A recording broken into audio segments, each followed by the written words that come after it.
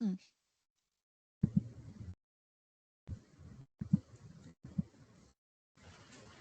Okay, we've got some people signing on, so I think we'll get started and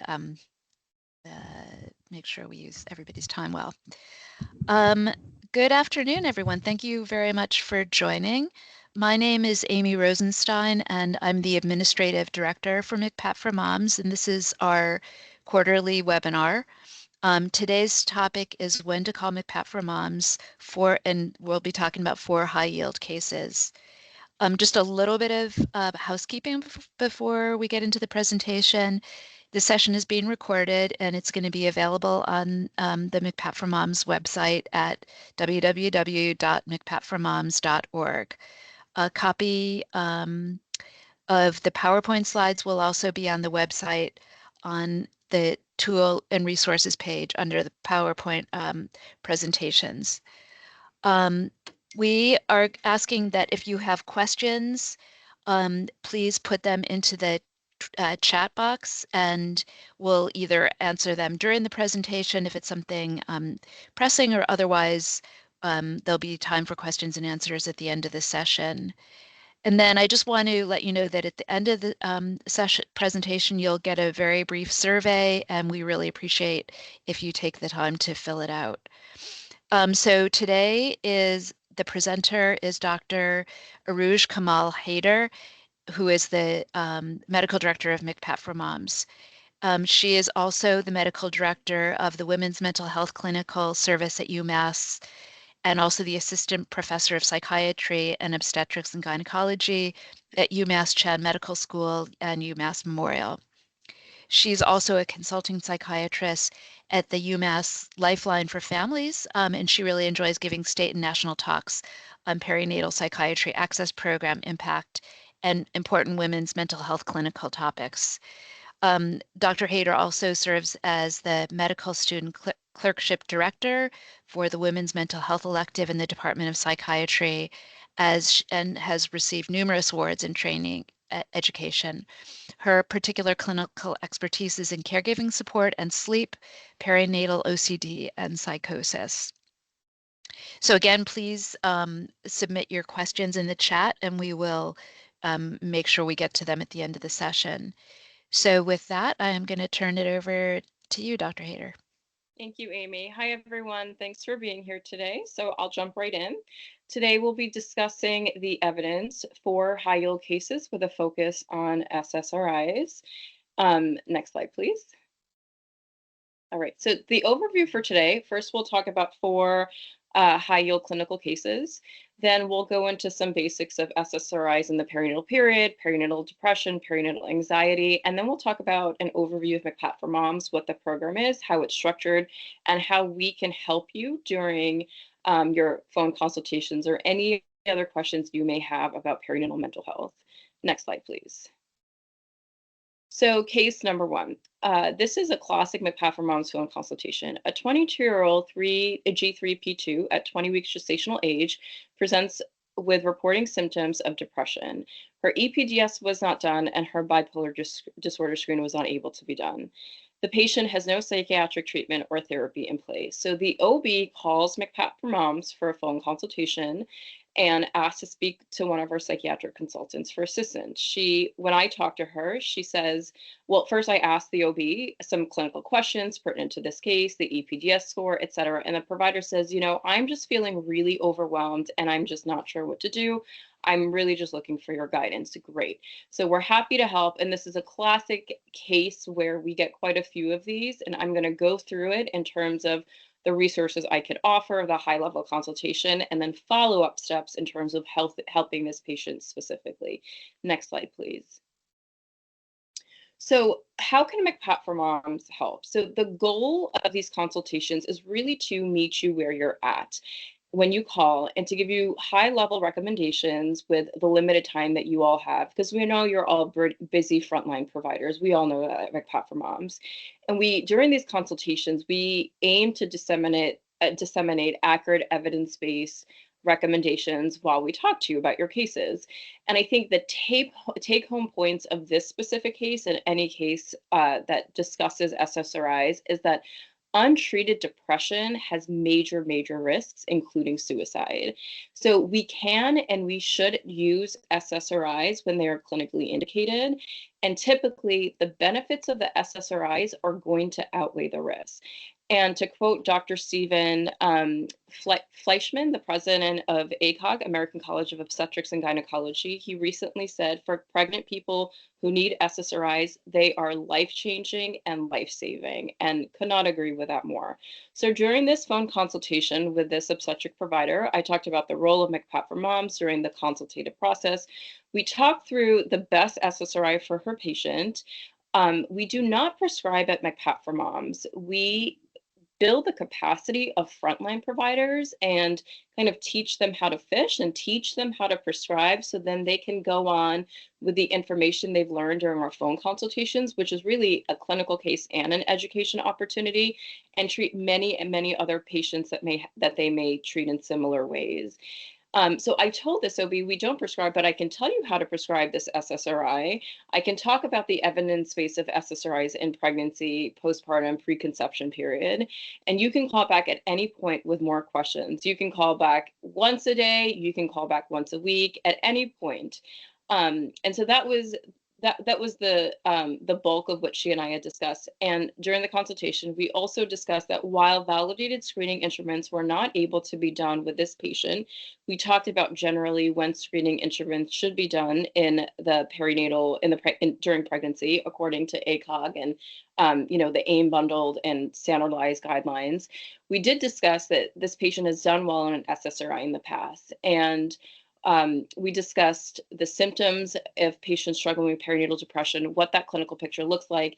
We talked about the signs and symptoms of hypomania, mania, and florid psychosis, because we do know that unopposed antidepressant treatment, if someone has a history of bipolar disorder, can precipitate mania or hypomania or potentially postpartum perinatal psychosis. And the ACOGs and the AIM perinatal mental health bundles talk about this, and they were released for the first time June of 2023, and they discuss the importance of screening during pregnancy with an MDQ, a mood disorder questionnaire, because of that rare but potential side effect of postpartum psychosis or inadvertently putting someone into mania if you give them SSRIs and they in fact have a history of bipolar disorder. So this is something that ACOG emphasizes well. So the provider, after this consultation, she was grateful. She noted that she'll prescribe the escitalopram after the phone consultation since the patient had responded well to it in the past. Next slide, please. And our research and referral specialist found this particular patient a psychiatric prescriber, and this OB was happy to bridge long-term until the patient's first appointment with that psychiatric prescriber. So perinatal mental, next slide, previous slide, yes, thank you. Previous slide. Perinatal mental health and, thank you, as substance use disorders are common, undertreated, and the leading cause of maternal death in the US. So on the left-hand side, we know that 1 in 5 perinatal individuals around the world will suffer from a maternal mental health complication. And on the right, of those who experience symptoms of perinatal depression, about 75% of them go untreated. Only 25% actually end up receiving treatment. So the important thing is, and this is from CDC MMRC report from about 2 years ago, mental health conditions are the underlying cause of 23% of maternal deaths in the US. And studies show that 10 to 20% of women of perinatal individuals in the US really experience significant symptoms of depression while pregnant. And when in other data, when they have gone back to look at that 23%, they have found that almost 100% of those of that data of those deaths were preventable.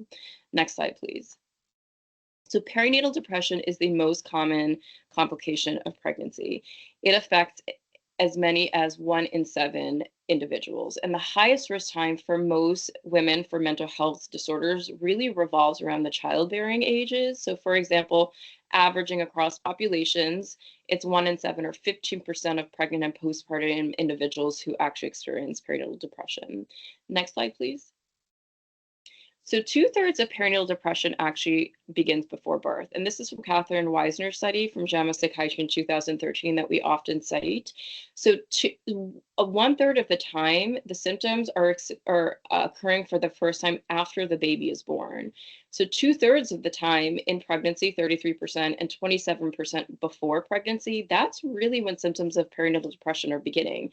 And perinatal, the word perinatal is defined as from the moment of conception to about a year postpartum. So that almost spans a full 2 year time span. That's a pretty long time. And at any point, symptoms of depression can occur. We often think about it as postpartum depression occurring only after pregnancy, but that's a misnomer. It really occurs at any point upon conception to a year postpartum. So that's why we call it perinatal depression. And that's why it's so important to engage high risk individuals or any individual who has symptoms of mental health issues with a mental health provider as early as possible. And so, for example, the reproductive endocrinology and infertility clinics at UMass that I run, the mental health component, doing IVF is really a great time to give a screening instrument and to talk about someone's mood, to to ask them, so how are you doing? I know you're planning IVF and this is just the beginning of the process, but I do think IVF and that time period preconception is a great opportunity to connect potentially at-risk perinatal individuals to a mental health provider. So just wanted to share that clinical caveat. Next slide, please. So past depression is the number one risk factor for perinatal depression. There are reproductive related factors and general risk factors. So on the left, personal history of perinatal depression, a family history of perinatal depression, history of mood changes related to hormonal changes like hormonal contraceptives, PMDD/PMS, as we used to know of it. And general risk factors include younger age, higher neuroticism, childhood trauma, sexual abuse, psychosocial stress, domestic violence, chronic medical condition, and race. Next slide, please. No choice is completely free of risk. We need to balance and discuss the risks and benefits of medication treatment and the risks of untreated mental illness. So I think if there are two slides that I want to emphasize from this entire slide deck, it's this slide and the next. And so thank you for the questions, and I will be happy to come to them at the end. If anyone has any more questions, please put them in the chat. So we need to balance and discuss the risks and benefits of medication treatment and the risks of untreated mental illness. So several professional societies over the year, American College of Obstetrics and Gynecology, ACOG, American Psychiatric Association, Society for Maternal and Fetal Medicine, consistently state that treatment choices during pregnancy should really be made collaboratively with the healthcare provider, the perinatal care provider, professional, and the patient, using the best available evidence that we know. And the key point is weighing the risks associated with exposure to medication to the risks related to untreated psychiatric illness in the mom. I like to reframe it as a risk discussion instead of risk versus benefit, because it really comes down to the risk of untreated illness versus the risk of psychotropic exposure to the developing fetus. Next slide, please. And we know that untreated perinatal depression has many, many risks in the mom, the fetus, the newborn, developing infant and child, etc. No decision is risk-free. SSRIs are among the best studied class of medications in pregnancies. And this comes from decades and decades long research with thousands and thousands of studies over the years. So we know that untreated perinatal depression is potentially very dangerous, and it can be linked to suicide. It can cause suicide. Perinatal psychiatric illness is associated with significant morbidity and mortality. We know this, and recent studies indicate that suicide is a leading cause of pregnancy-related death in the United States, and these deaths are preventable. So the consequences of untreated depression really goes way beyond that of maternal distress or of maternal suffering, and they are linked to increased rates of preterm birth, low birth weight, small SGA, small for gestational age, attachment bonding issues, and potentially poor neurodevelopmental outcomes for children. And both ACOG and APA really emphasize that treatment, which includes medication, it is not optional. It's essential to the well-being and the health of maternal and infants, and really reducing preventable deaths, as we know. I'll also add that both medication and non-medication options really have to be considered. We talk a lot about meds, but for all my patients, and I know all my colleagues at MCPAP for Moms, we always are encouraging non-medication treatment in addition to or as an alternative to medication. So that includes, but is not limited to psychotherapy, exercise, nutrition, vitamin D, natural sunshine, yoga. There's some anecdotal positive reports of acupuncture. Some of my patients in the, during pregnancy and postpartum really benefit from, acupuncture, physical therapy. So really non-medication alternatives in addition to medication is always being discussed. Next slide, please. Specifically, what does the data say about SSRIs? So this is what we know. SSRIs are among the longest, best studied class of medications in pregnancy. Both medication and non-medication options should be considered, like I just mentioned. And we always encourage non-medication in addition to or as an alternative to medications. So it comes down to two things. I think it's like the validity, the actual scientific validity, and then the treatment, the necessity of the treatment, the clinical necessity. And when you look through clinical data and all these epidemiological studies over thousands and hundreds of studies over the years, they show of pregnancies over the years, they show that after controlling for potential confounding factors, SSRIs are not associated with major increases in congenital malformations or neurodevelopmental disorders. And like I said, the discussion, in my opinion, really needs to be reframed around the risks of untreated illness. And then there's treatment. So treatment is essential, and those with milder forms of illness may respond to non-pharmacological interventions. Psychotherapy is always being considered, and then exercise, diet, nutrition, etc. But for those with moderate to severe or recurrent depression, it's really non-pharmacological plus medication. It's both of those. And the reason is medication is often for moderate to severe recurrent depression required to maintain stability and to prevent relapse. Next slide, please. So case number 2. So 28-year-old G2P1 at 24 weeks gestational age who has a history of depression and stopped her antidepressant. The midwife calls and tells me that she's extremely concerned about the patient because the patient shared that she had stopped her medication and cannot find a therapist. The patient does not have a psychiatric prescriber, and the midwife calls asking for help. Next slide, please. So when I spoke to this midwife, we talked about MCPAP for Moms and how we helped her in the consultative process. We support any type of provider calling. Anyone can call MCPAP for Moms. If you call, we are not going to turn you away. We only take prescribing related phone consultation calls or do a face-to-face evaluation for a patient if a prescriber calls. We can do a general perinatal mental health phone consultation, but if the question is related to medications or prescribing, our requirement is that it has to be a prescriber, because sometimes the psychiatric consultant in our program may feel that the patient needs to be seen for a one-time face-to-face evaluation.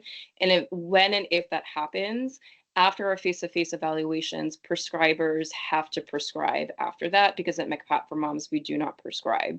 And so prescribing related phone consultations have to be taken have to be called in by a prescriber into the program, but anyone can call, and we're happy to help with any sort of general perinatal mental health consultation. So in this case, the MCPAP for Moms consultant, I felt that a face-to-face evaluation was appropriate, and really to talk about a risk assessment discussion, diagnostic assessment, validated screening instruments, pharmacotherapy discussion. And the midwife was happy to actually prescribe long-term after the face-to-face evaluation, and that's what had happened. And the patient, it sounds like, already had a therapist, and the midwife was happy to prescribe the psych meds. So Next slide, please. There is a high risk of relapse during pregnancy in individuals discontinuing antidepressants preconception. So we know that when we continue medications, the perinatal individual has a 25% of relapse. If that perinatal individual were to discontinue the antidepressant at any point during pregnancy, there is a high risk of relapse, and that increases to 65% chance of relapse. So that is significant. So we really are encouraging perinatal individuals or patients to stay on antidepressants before, during, after pregnancy, even during delivery, the day after delivery, and long term. If tapering medications prior to conception, continue to follow the patient during pregnancy to ensure that she is stable and in remission. Next slide, please. So no choice is completely free of risk. Yep, we went over that. That's actually a duplicate, so we can go on to the next. So MCPAP for Moms has created an EPDS score-based follow-up guide to help you with this. So this guide will be available in our updated MCPAP for Moms OB Toolkit, January of 2026. And essentially what it is it's a guide to help practices navigate the EPDS. And we encourage you to call at any point during this guide. We're here to help, and we can help you with anything related to safety concern questions, risk assessment, discussing a Section 12 and how to navigate it. What is a Section 12? I want to learn about it, when to send someone to the hospital, etc. While we are not an emergency consultative service, and if there's a true psychiatric emergency, you would need to send the patient to the ER, call 911, crisis, etc.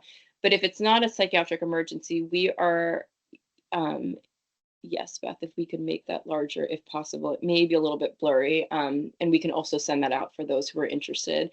At any point, you can call, and we're happy to help you during that process. And it's divided between 19 to 30, which usually means moderate to severe depression, and the patient would need a medication, and 0 to 18.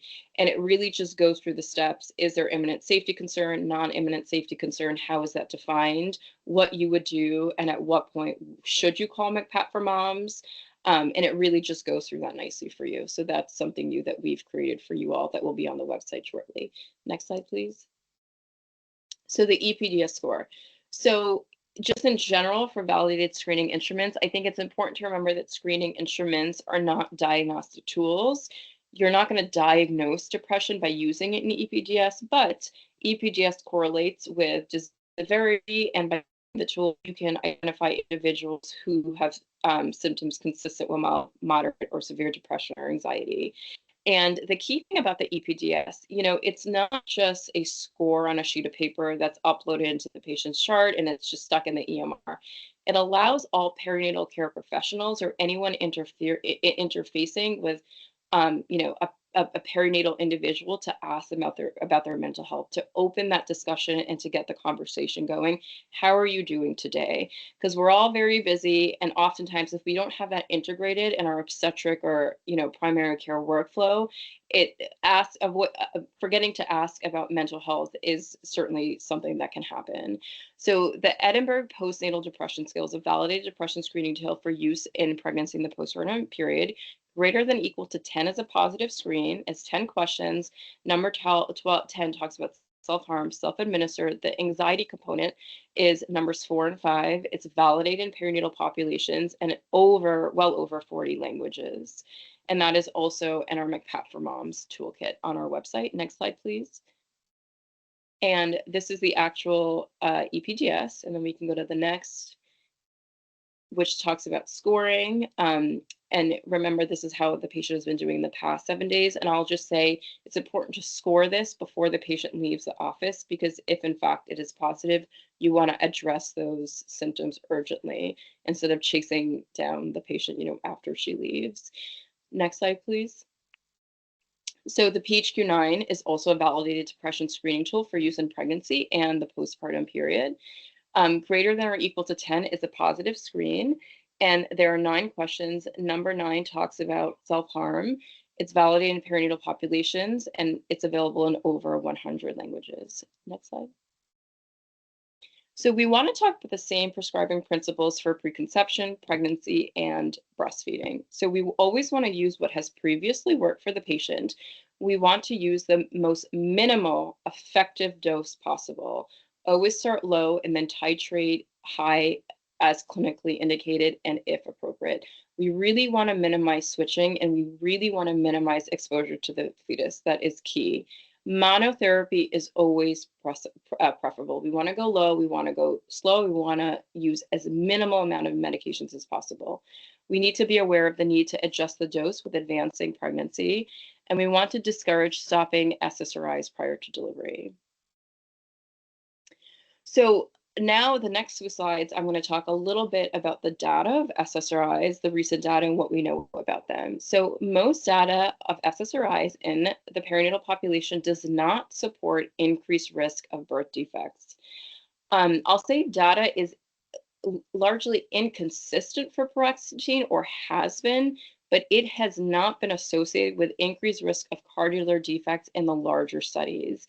And the study cited at the bottom by 2013 is probably one of the more recent larger studies we have that goes into this. So what we do know is that larger studies in the US and Europe really don't show a significant increase in birth defects in babies exposed to SSRIs during pregnancy.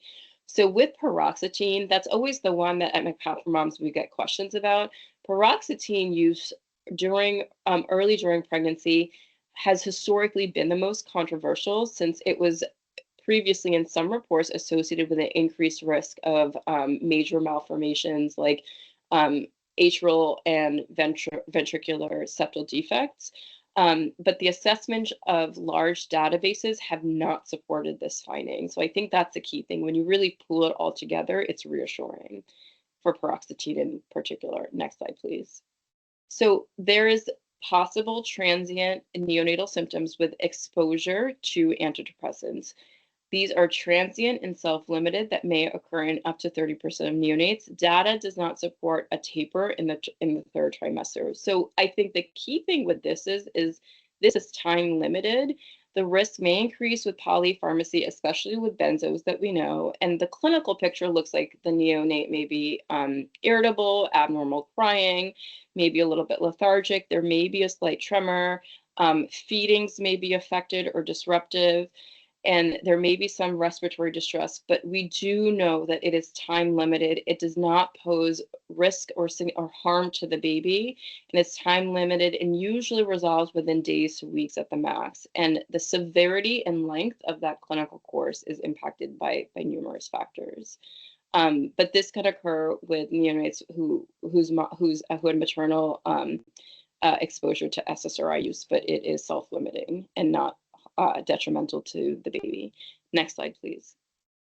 The absolute risk of persistent pulmonary hypertension appears to be very small. So PPHN will often come up with SSRI use, and the risk of persistent pulmonary hypertension associated with late pregnancy exposure to SSRIs, if it's present, it's much smaller than previous data that we know. And so this 2015 article from JAMA goes into that. So if we assume that the estimates of risk from this study are accurate, then what we do know is the absolute risk, which is really what we look at when analyzing data. The absolute risk of persistent pulmonary hypertension is very, very small. While the relative risk is roughly double, the absolute risk remains very small because the baseline risk is low. So most babies exposed to SSRIs, including paroxetine, they don't go on to develop persistent pulmonary hypertension. I think that's important to say, and something that sometimes gets missed when we talked about this medical diagnosis. And I think another key thing is factors like prematurity, cesarean delivery, or maternal smoking on their own also contribute to persistent pulmonary hypertension, sometimes more than the actual medication itself. The baseline rate of 1 to 2 per 1,000 births may increase to 2 to 6 in 1,000 births if you're on an antidepressant during pregnancy. Also a very, very small increase. Next slide, please. So there's a possible association with preterm labor and low birth weight for maternal SSRI use, and depression itself. I think this is the key thing. Untreated depression itself is also a risk factor for preterm labor and low birth weight.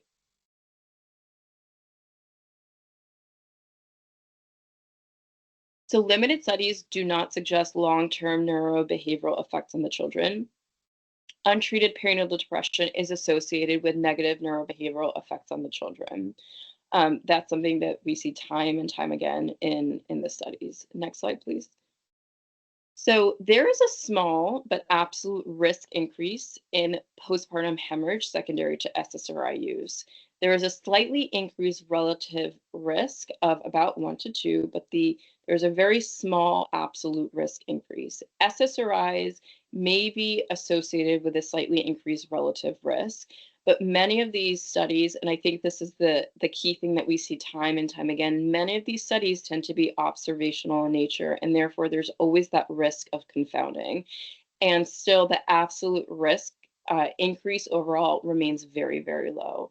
So overall, it's unclear how much of that association is causal in nature versus due to the effects of confounding. And then we're on to our third case.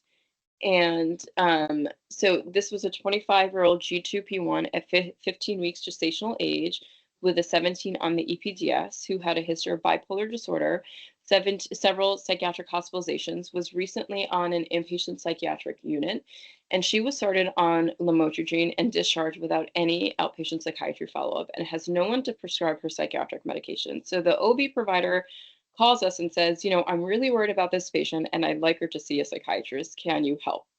So additional history includes that the patient has been on several psychiatric medications in the past, is not currently suicidal, and has had therapy previously, but does not have a therapist currently. And so what we discuss is we talked about the signs and symptoms of bipolar disorder, including hypomania, mania, florid psychosis. We talked about MCPAP for moms, how it works.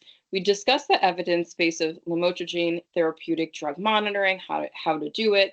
We discussed that we don't prescribe the lamotrigine, but she could always call back at any point with more questions on how to actually titrate the medication, the risk of Stevens-Johnson syndrome and the rash.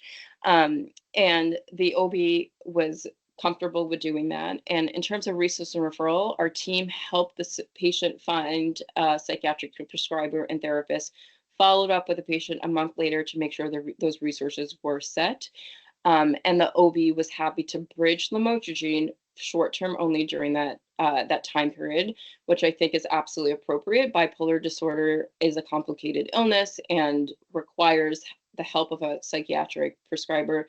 But oftentimes we find that OBs and other frontline providers are happy to prescribe meds like lamotrigine if they have our help during the process and if our research and referral team can help them find a psychiatric prescriber for the long term.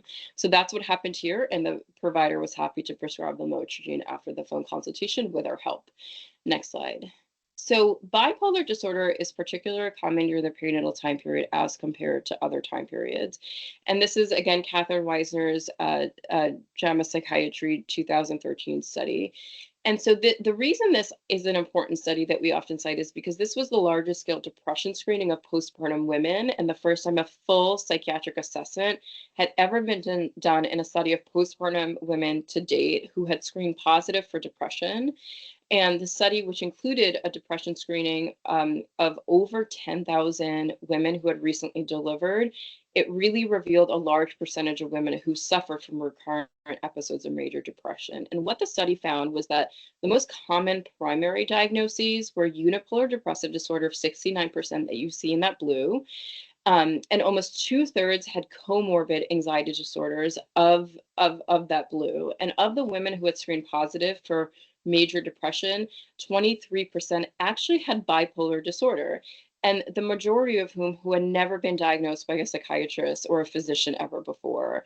So I think the key thing from this study and this slide is that clinicians really need to know that the most common clinical presentation in the post-birth period, it's really much more complex than a single episode of depression. And the depression is often recurrent. 2/3 of the time, it's superimposed in anxiety. And we also have to think about bipolar disorder because 23% of the time, it's secondary to a bipolar spectrum illness, not unipolar. And that dictates the treatment.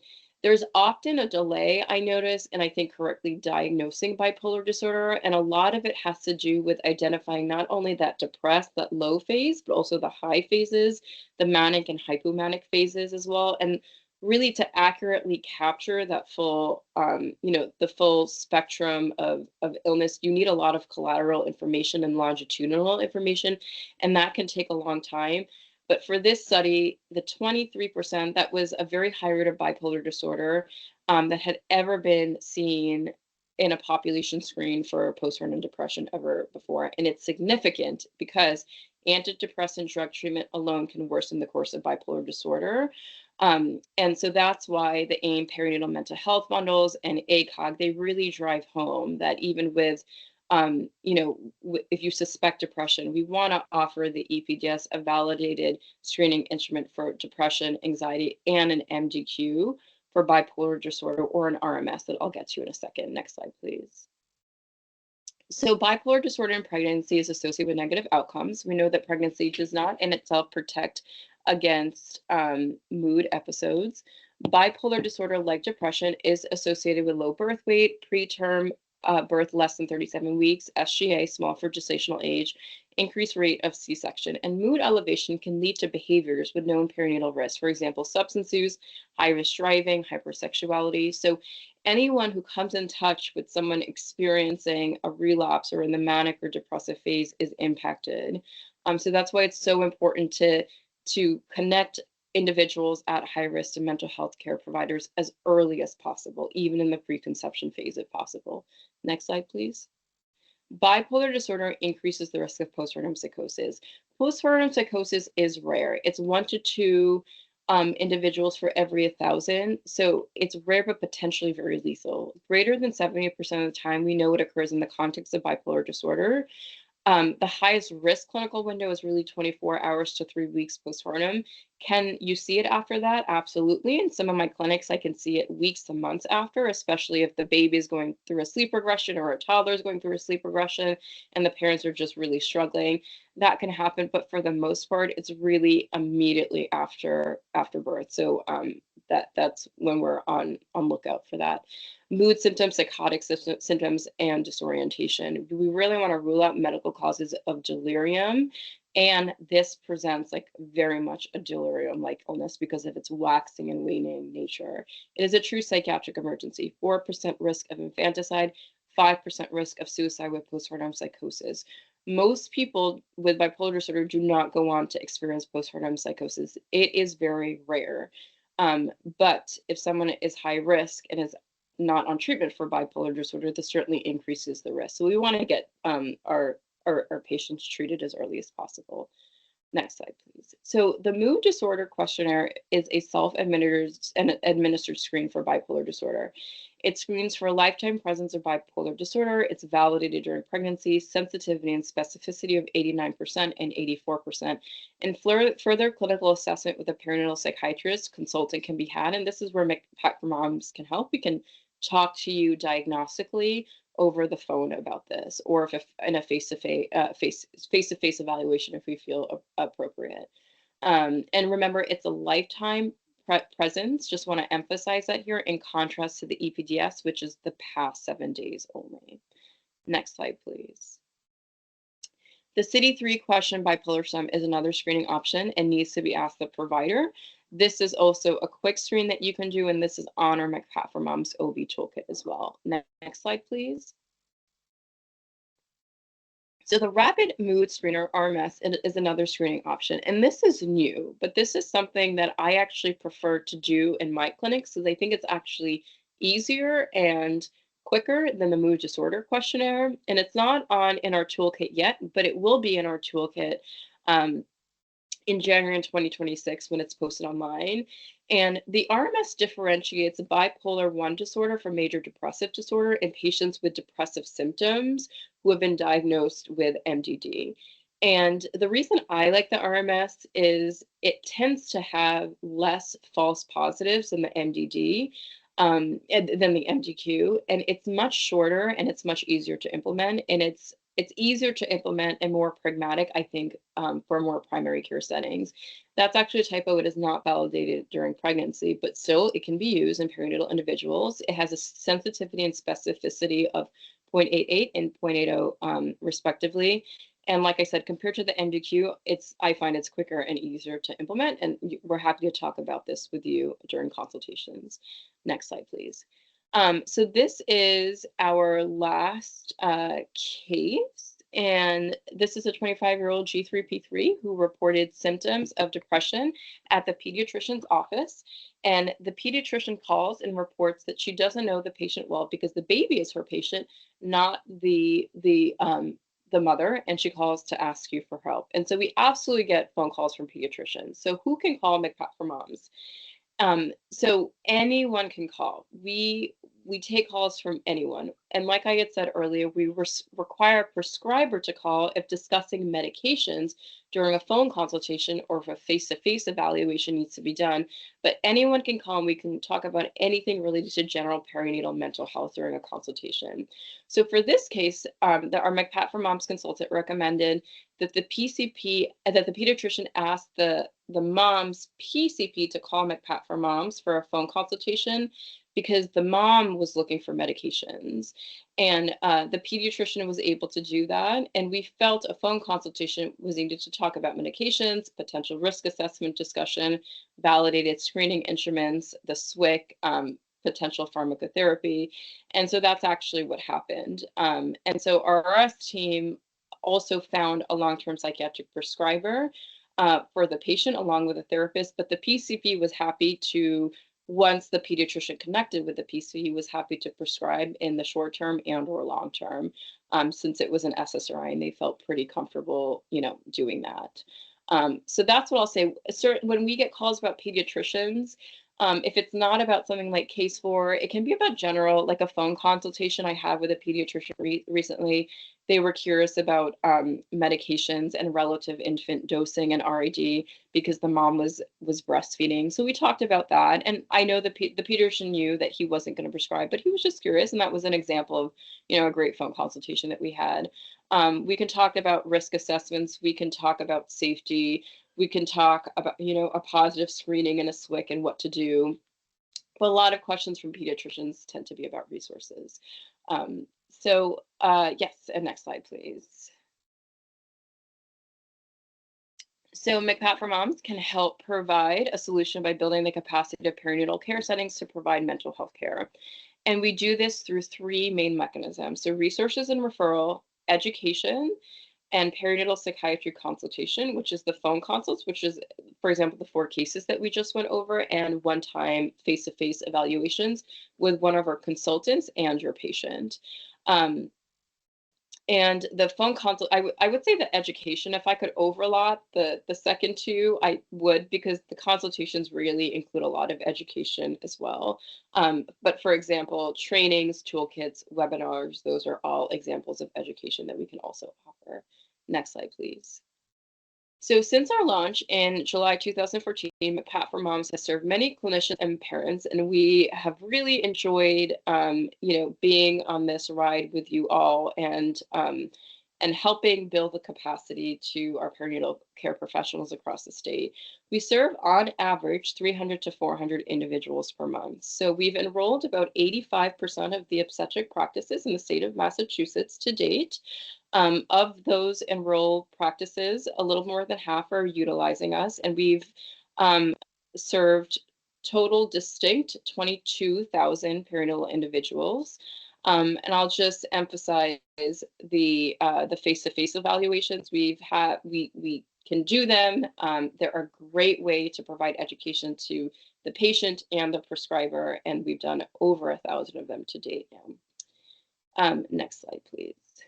So who can call MCPAP for Moms? Anyone can call. And while we only enroll OB practices, and that's just for, data tracking purposes, anyone can call us. And we welcome you to call with any types of questions. So obstetric providers, midwives, family medicine providers, SUD care providers, psychiatric providers, pediatrics, and primary care providers, anyone interfacing with a perinatal care individual. And patient consultations are generally it can be done with anyone, but like I had said, a medication related consultation about medications prescribing, we encourage to be done only with prescribers. We only take calls from prescribers. Next slide, please. So providers can call 855 Mom MCPAP for consultation for mental health and SUD topics. So you would call 855 MCPAP. You'll either get someone live or you'll leave the demographics, your demographics and patient info, clinical info in a HIPAA protected voicemail. A resource and referral specialist will extract all that information. If the request is for resources to provider, those are usually just sent straight to the provider, depending on the information that was put in that voicemail. So I would just add here, if you want it emailed it to you, if you want it faxed, if you want something else, please specify in that voicemail how you want it sent to you. And we encourage for prescribers, especially if there's a potential face-to-face needed or a medication related question or a phone consultation, a cell phone number, a really fast way to get through to a provider so we can find those providers quickly to do the phone consultation. So we can do resources to provider, and then we do or we can do the provider to provider phone consultation, which results in a potential face-to-face evaluation with our consultant and your patient, or resources to patient, which is what we abbreviate as patient contact. For all patient contact, we always request a phone consultation. Next slide, please. So what we have found is that the consultation really is the engine of MCPAP for moms. And that's because in our consultations, we can discuss potential management strategies, recommend a face-to-face evaluation, refer to the community. We've had about 25,000 encounters to date. And we find that the data also shows the consultation is really the most effective part of MCPAP for moms of the program.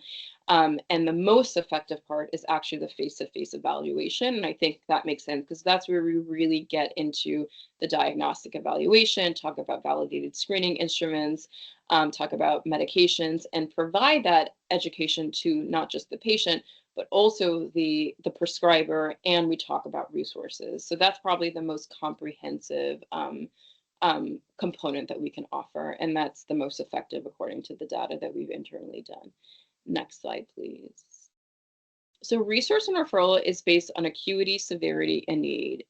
So when we talk about resources to provider versus outreach to patient, so a resource and referral specialist really identify 2 to 3 targeted resources and share in a list form with the providers. This does not involve speaking with the perinatal individual. And we talk about outreach to the patient. Resource or referral specialists will connect to the perinatal individual and work with them to schedule the appointment. They will also follow up with that patient a month later just to make sure that the appointment was scheduled, to get feedback, and to really just make sure they're supported during that process. We will usually outreach 3 times until we get a hold of someone before we close out the case. Sometimes it may be hard to get a hold of patients if they don't pick up, but we always outreach 3 times for our outreaches before we close out that case. And we will include the Massachusetts Behavioral Health Helpline in our resources, the Maternal Mental Health Hotline, local crisis numbers, PSI, really anything and everything, or we can tailor it specifically to something the patient is looking for, a specific interpreter, a specific type of psychotherapy. So they're really tailored resources. And we have a fantastic large group of resource and referral specialists who handle that, and that's their job, and they really enjoy doing that and interfacing with their providers and patients. Next slide, please. So our number is 855-666-6272. We're open Monday to Friday, 9 to 5. Our trainings and toolkits are on our website, and we provide real-time provider to provider phone consultations and resource and referral, like I mentioned. And the next slide goes into our SUG program I want to briefly talk about before we get to questions. MCPAP for Moms aims to promote maternal and child health by building the capacity of frontline providers to address perinatal mental illness and SUD concerns. And SUD. So the next slide, MCPAP for Moms, so toolkit and EL modules are available to provide for obstetric clinicians through ACOG. So our MCPAP for Moms obstetric provider toolkit is on our website, and a more comprehensive and high-level expansion of that is the Lifeline for Moms toolkit, perinatal mental health toolkit.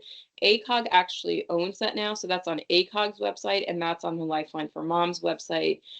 So those are two toolkits that, you know, they were grant funded. A lot of work was put into them, and they're great resources for you all.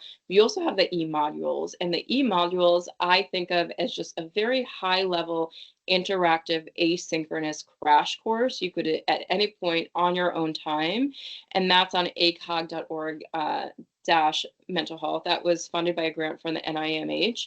And I would encourage you all to look at that. It's free, and it really just goes through a lot of like cases that I had gone through and goes through the bread and butter of perinatal mental health.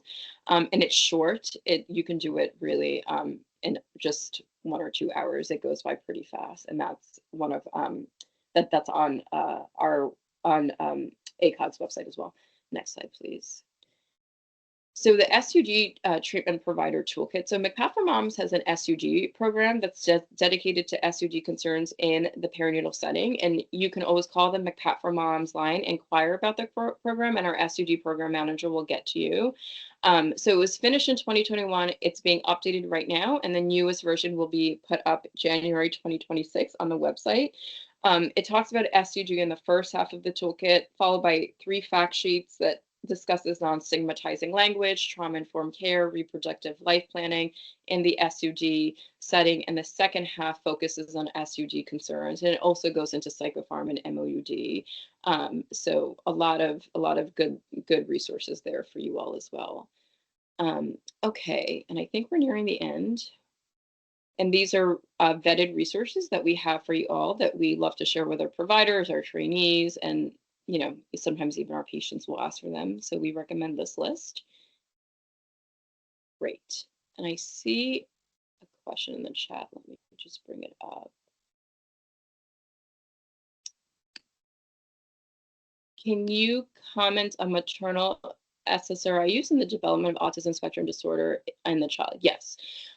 So I will say that there have been a number of recent studies, high quality studies, which will actually control for confounding factors such as maternal depression, which is something that we're always looking for, you know, were there confounding factors control for, as well as genetics and environment, and they have not shown any evidence of a causal relationship between maternal SSRI use in utero and autism spectrum disorder in the developing child. So that's what the data says. That's, you know, from pretty rigorous studies. So that I would say that's the answer. The baseline risk in general of autism spectrum disorder in the general population, it's about 1 to 2%.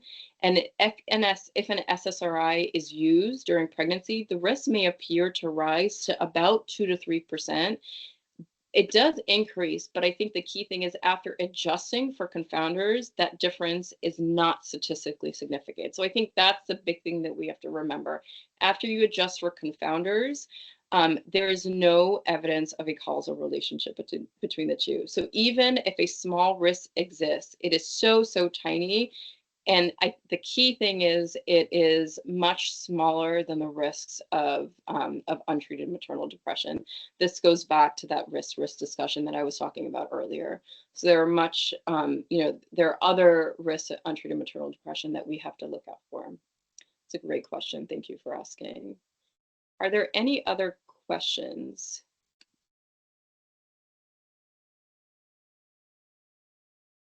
Yes, and that's, so I actually have 2 questions on text. So do you want to, one is, do you want to, so can you briefly tell me about early childhood and how that's different from your program? MCPAP Early Childhood was started about 4 to 5 years ago, and that addresses the 0 to 2 year old age group. And MCPAP Early is a great resource. They have child and adolescent psychiatrists who can talk to you about diagnosis specific to, great, I'm glad you found that helpful, specific to that age group. And MCPAP for Moms, we will also if we feel like it's appropriate, if we're doing a face-to-face evaluation with a patient and or a phone consultation, if we feel like the perinatal individual, the mom, may benefit from a MCPAP for Moms Early Childhood after obtaining their consent, we can send the information for the program to the baby's pediatrician, and the baby's pediatrician can then put in that consultation. But it's a wonderful newer program, and we encourage you all to, look into it and think about it for that younger age group. And then I actually have someone who was asking about I think it was case number 2, and stopping antidepressants during pregnancy, and what that actually looks like, and the numbers I had mentioned. So I think deciding to continue or stop antidepressant medication during pregnancy, it's a personal choice, but it has to be had, collaboratively with your prescriber. And so most perinatal individuals stop antidepressant use during pregnancy for various reasons, and recent studies indicate that about 75% of individuals who take antidepressants during pregnancy, in the year before pregnancy, will actually stop it during pregnancy. And studies will also show that for patients who experience moderate to severe recurrent depression, stopping antidepressants during pregnancy brings a high risk of depression relapse.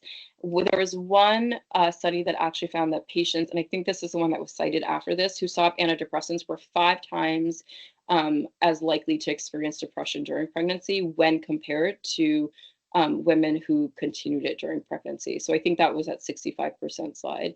The risk of relapse, I'll just add, it's really high, especially in the first 3 months of pregnancy. So even for women who stay on their medication can have a relapse, but the risk is much, much lower. I think that's key. It's like around 20 to 30%. So it's much lower. So that's what I'll say about that. Okay, any other questions? Don't see anything in the chat. I will put my email address. If anyone has any questions at all, please don't hesitate to email me or call, or Beth, if you could put the MCPAP email as well, that would be great. And thank you all for coming. Made it just in time. Hope this was helpful.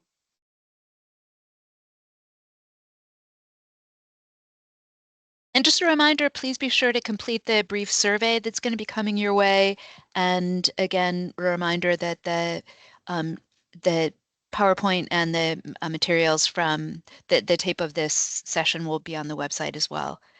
So thank you very much for joining us today. And Thanks, thanks, everyone. Dr. Hayter. Okay, bye-bye. All right, bye.